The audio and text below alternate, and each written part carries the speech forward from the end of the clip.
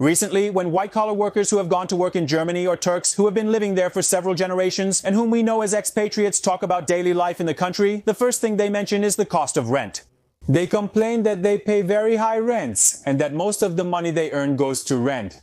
You have probably come across people in your close circle or in street interview videos who live in Germany and complain about the cost of rent, because Germany and rent are almost mentioned together. But have you ever thought about why this is the case? Is everyone in this country really a tenant? Who owns these houses? Let's take a closer look in this video by Kablosus Dergi.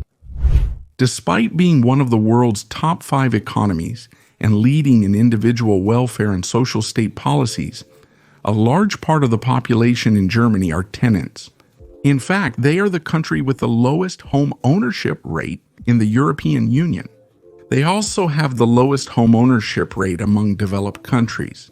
What's even more interesting is that as renting becomes increasingly common, the rate of home ownership is naturally decreasing. According to Eurostat, the official statistics provider of the European Union, the home ownership rate in Germany peaked at 53.4% in 2011 and has been declining since then. In the most recent data from 2022, this rate reached an all-time low of 46.7%. If we look at Eurostat's other data, the average homeownership rate in European Union countries is 70.6%. Among the Union countries, the highest homeownership rate belongs to Romania, which is one of the lowest income countries in the Union. About 95% of Romania's population lives in homes they own themselves. If we take a general look at the statistics of all countries, while the rate of renting is high in the wealthy countries of the European Union, the rate of home ownership is higher in the lower income countries. On the second level of Maslow's hierarchy of needs is the security of shelter. When we bring together this pyramid and these rates, we can say that in countries with a high level of welfare, people do not attach much importance to owning a home, whereas in countries with a low level of welfare, the opposite is true. In Germany, one of the most striking statistics about rents is the age ratio of tenants. According to the report published by Deutsche Bank, 85% of people aged between 25 and 34 living in the country are tenants. 71% of those between the ages of 35 and 44 are tenants. For example, the group with the highest home ownership rate is the 55-64 age group with 60%. When we reach older ages, the rate of tenancy rises again. For example, among 75 and over, the majority, that is 52%, are tenants, albeit by a small margin. In fact, for this reason, some German retirees have tried moving to Bulgaria, one of the cheapest countries in the European Union, for a more comfortable economic life. But none of them were satisfied with this. So does most of people's income in this country really go to rent? Germans typically spend around 30% of their income on rent, with variations across different cities. For instance, Berliners spend 40% of their income on rent, whereas those in Munich spend 35%.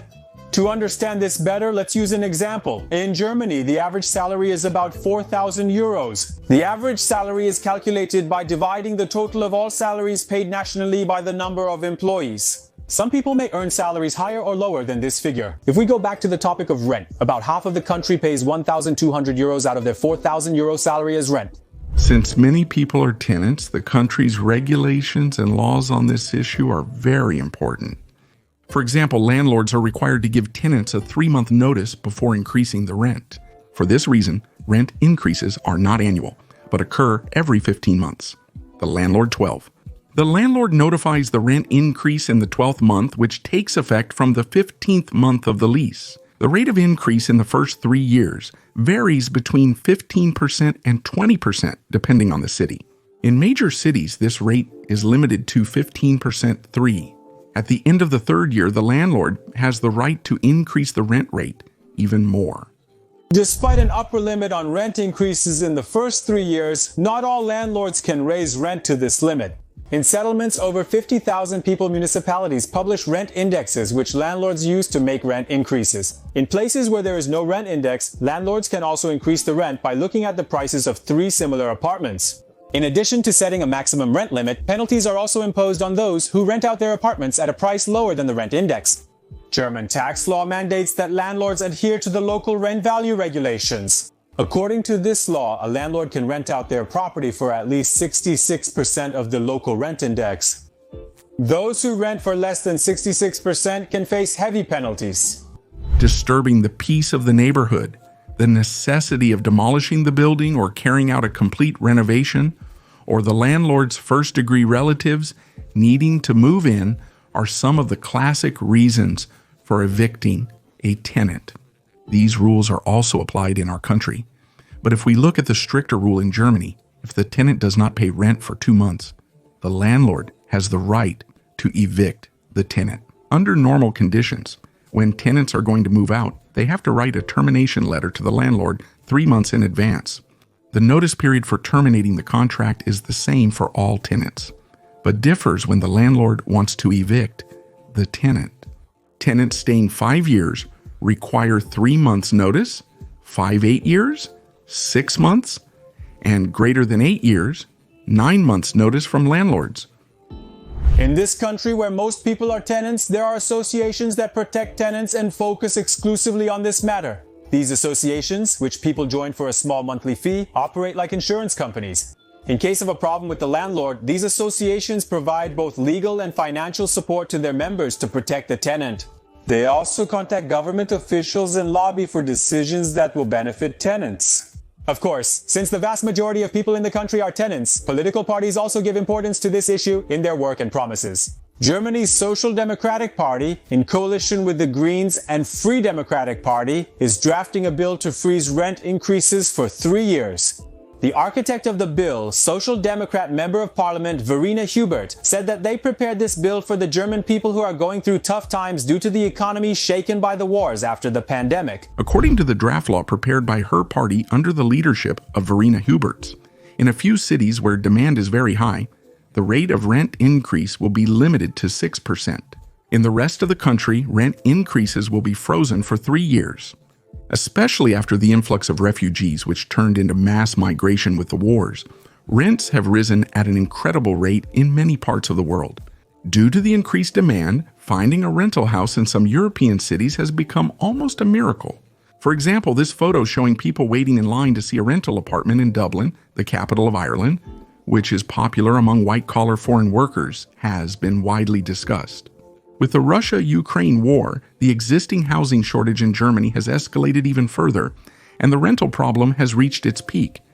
According to a report published by the British media outlet Financial Times, Germany currently needs 700,000 new homes. However, the coalition partners are facing serious disputes over resolving the issue.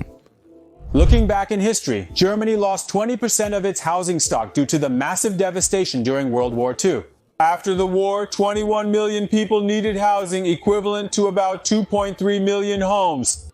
During and after the war, an additional 2 million refugees, primarily of German origin, arrived in the country from neighboring nations. By the war's end, the German populace, like their nation, were financially drained. Because of hyperinflation, all their assets had turned into worthless pieces of paper. So neither the private sector had the power to build, nor did the people have the means to buy the new houses that would be built. The most logical way to overcome this problem was to build state-supported social housing that citizens could rent at reasonable prices.